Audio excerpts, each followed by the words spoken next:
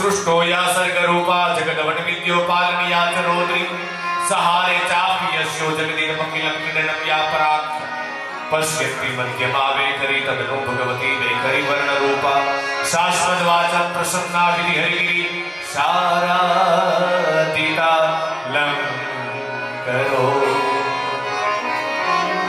कोई पण ग्रंथनी શરૂઆત થાય એટલે ગરવા ગણેશને યાદ કરવા પડે અને કરવા પડે।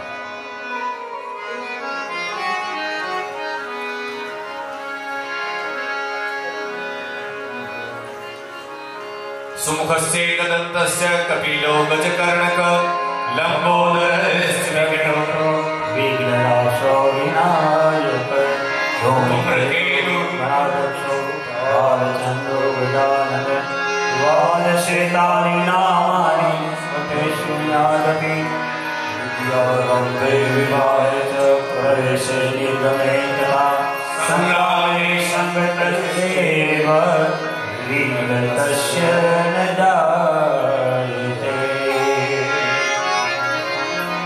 આ તો હવે આપણે અહીંયા ગણપતિ ઉત્સવ મીંડા ઉજવવા, બાકી મહારાષ્ટ્રની અંદર ગણપતિ ઉત્સવ અને જ્યાં ગણપતિ ઉત્સવ થતા હોય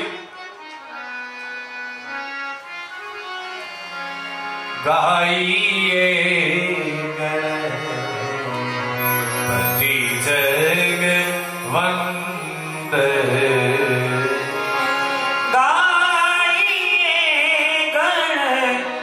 पति जगवंदन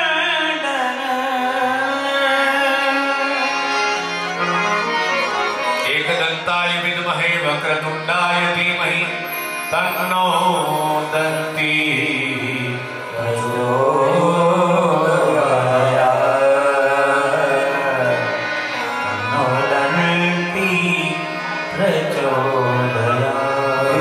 विघ्नेश्वराय वरदाय सुरप्रियाय लंबोदराय सकलाय जगद्हिताय नारायणाय सुखयज्ञविभूषिताय गौरीसुताय गणनाथ नमो नमस्ते। ખંડેડિયા પરિવારના આંગણે જ્યારે ભાગવત કથાની શરૂઆત થાય છે ત્યારે ભાગવતજીની અંદર 3 મંગલાચરણ છે। એક વ્યાસનારાયણ ભગવાનનું મંગલાચરણ છે, બીજું સુત પુરાણીજીનું મંગલાચરણ છે અને ત્રીજું સુખદેવજી મહારાજનું મંગલાચરણ છે। કોઈ પણ કાર્યની શરૂઆત મંગલાચરણથી થાય। પહેલા વહેલા ગણપતિ દાદાને યાદ કર્યા છે। अब बीजो एक प्रश्न पूछूं, भागवत आमा कोई 2 कथा सांभળી હશે, કોઈ 5 कथा सांभળી હશે, કોઈ 8-10 कथा सांभળી હશે। ઘણા કહેતા હોય કે આવી તો કેટલી કથા સાંભળીને, ઘણા કહેતા હોય આવી કેટલી કથા સાંભળી નાખી। कथा સાંભળીને નાખવા માટે નથી, કથા જીવનમાં ઉતારવા માટે છે। ભાગવત લખ્યું કોણે?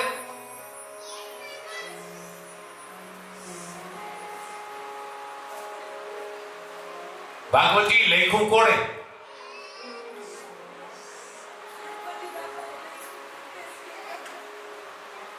તાલી વગાડો બેન માટે। વ્યાસનારાયણ ભગવાન તો સમાધિમાં બેઠા હતા અને ગણપતિ દાદા લખવા આવ્યા છે। જે કોઈ આ ગ્રંથના શરણમાં આવે ને, પડવાથી, વાગવાથી, ઝેરી જનાવર કરડવાથી, અકસ્માતે કોઈ પણ કારણથી પાણીમાં ડૂબવાથી,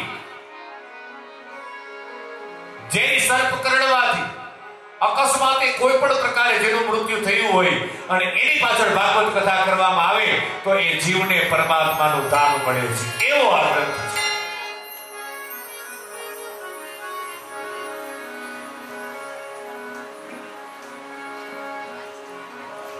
પણ અત્યારના કલિકાલની અંદર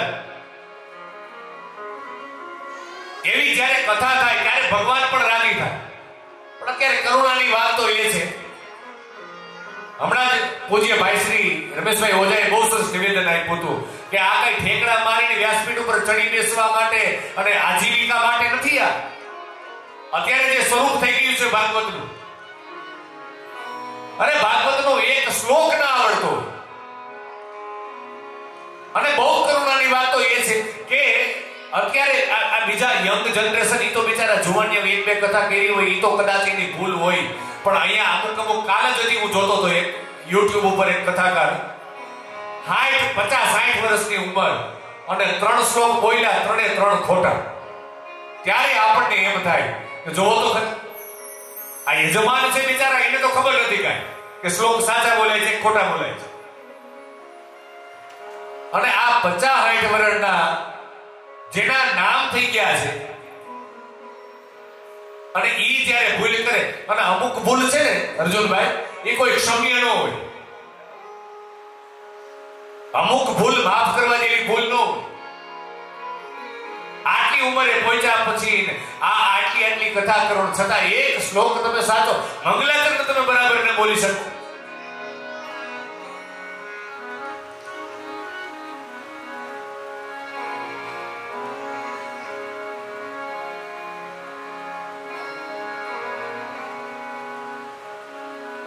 નાના છોકરા હોય ને, નાના છોકરા એ ધૂળમાં રમતા હોય, ધૂળ ઉડાડે ને તો એ વ્યાજબી છે, એ ક્ષમાને પાત્ર છે. પણ 60 વર્ષના આપણે શરીર ધૂળ પડી ઉડાડાય નહીં. સમજાય છે મારી વાત? આ બેનો નાની 10-15 વર્ષની ઉંમર હોય, નાની કુંવારકાઓ હોય અને બિચારી ઈ છે શેરીમાં છબે રમતી હોય ને સારું લાગે. 50-60 વર્ષે છબે ન રમાય. સમજાય છે?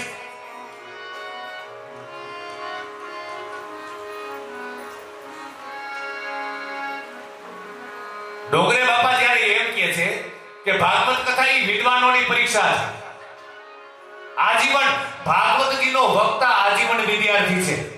આજે તમે જેટલા પહોંચેલા અને જેટલા ભાગવતજીને સમર્પિત થયેલા વક્તાઓ છે ને એને તમે પૂછો ને કે તમને બરાબર ભાગવત આવડી ગયું, તો ત્યારે એમ જ કહેશે કે એની વિનમ્રતા છે કે નહીં અમે હજી શીખી છીએ. આનો કોઈ પાર ન પામી શકે. આ મનોરંજન માટેનો ગ્રંથ નથી, આ મનોમંથન માટેનો ગ્રંથ છે. ખાલી ગીત ગાવા પૂરતું નથી. આ વિચાર તો કરો કે જે જીવ આ જગતમાં નથી અને એની પાછળ ભાગવત કથા બેસાડવામાં આવે અને એને પરમાત્માનું ધામ મળતું હોય, તો જીવતો માણસ સાંભળે તો એને ભગવાનનું ધામ કેમ ન મળે? ગંગાજી કિનારે પરીક્ષિત રાજાએ એ જ કીધું છે. આપણે પણ બધા થોડા સાવધાન બની અને જ્યાં ભાગવત અને દુર્લભ છે મહાત્માની અંદર તો ત્યાં સુધી લખેલું છે કોટી જન્મ સમુથેન પુણ્ય નેવતુ લભ્યતે. કરોડો જન્મના પુણ્યનો જ્યારે ઉદય થાય ને ત્યારે આ ભાગવત કથા સાંભળવા મળે છે.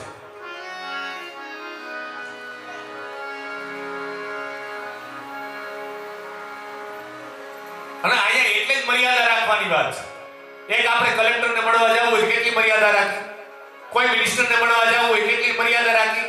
આપણે પહેલા આપણું વિઝિટિંગ કાર્ડ આપીએ, એની પાસેથી સમય માંગીએ, બરાબર કપડાં પહેર્યા હોય, બરાબર વ્યવસ્થિત તૈયાર થઈને પછી એમ કે જાઓ અંદર, એટલે આપણે કેવા એટિકેટમાં જાય. એક મિનિસ્ટરને મળવા, એક કલેક્ટરને મળવા આટલી સાવધાની રાખવી પડે, તો અહીંયા હું ને તમે ભાગવત ભગવાનની સામે બેઠા છીએ, કેટલી સાવધાનીની જરૂર પડે.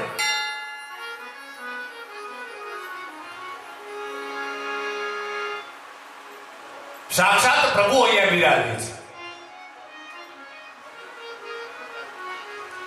પહેલા ગણપતિ દાદાને યાદ કર્યા છે, બીજા વંદન કર્યા છે માં ભગવતી સરસ્વતી. સરસ્વતીનો અર્થ જ એ થાય, સરસ્વતી એટલે સમજદારી. અને માણસ બોલે ને ત્યાં ખબર પડી જાય કે આની ઉપર માં સરસ્વતીની કૃપા કેટલી છે. અને ભાગવતીની અંદર તો બહુ સ્પષ્ટ લખેલું છે જે પરિવાર ઉપર પિતૃઓની કૃપા હોય ને એને, અને આમે તમે જો સંપત્તિ અને સંતતિનો કારક છે ને એ દેવ પિતૃ છે. સંપત્તિ અને સંતતિનો કોઈ પણ પ્રશ્ન હોય ને ત્યારે પિતૃની જ કૃપાથી એ પ્રશ્ન સોલ્વ થાય. માં કુળદેવી ની કૃપા જે પરિવારની અંદર હોય ને ત્યાં જ આવા સારા પ્રસંગો થાય. या देवी सर्वभूतेषु मातृरूपेण संस्थिता। नमस्तस्यै नमस्तस्यै नमस्तस्यै नमो नमः। या देवी सर्वभूतेषु शक्तिरूपेण संस्थिता। नमस्तस्यै नमस्तस्यै नमस्तस्यै नमो नमः। वाणी पण ए જ છે, બુદ્ધિ પણ એ જ છે, યશ આપનારી પણ એ જ છે, કીર્તિ આપનારી પણ એ જ છે, લક્ષ્મી આપનારી પણ એ જ છે, વિદ્યા આપનારી પણ એ જ છે। જયંતી મંગલા કાલી ભદ્રકાલી કપાલિની દુર્ગા ક્ષમા શિવા ધાત્રી સ્વાહા સ્વદા નમોસ્તુતે। અહીંયા ગ્રંથની શરૂઆત થાય છે ત્યારે અહીંયા સરસ્વતી માતાના ચરણમાં વંદન કર્યા છે। ઓ કરો વિનંતી આપને કૃષ્ણદારને મારી મતી સરસ્વતી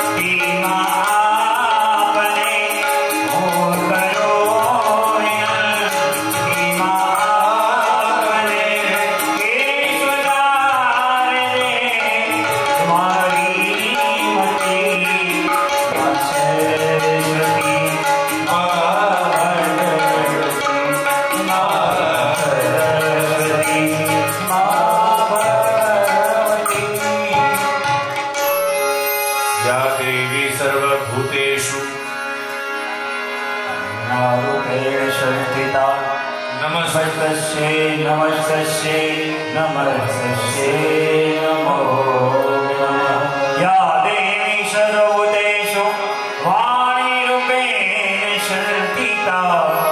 नमस्तस्यै नमस्तस्यै नमस्तस्यै नमो नमः। बोलिए गुरुदेवी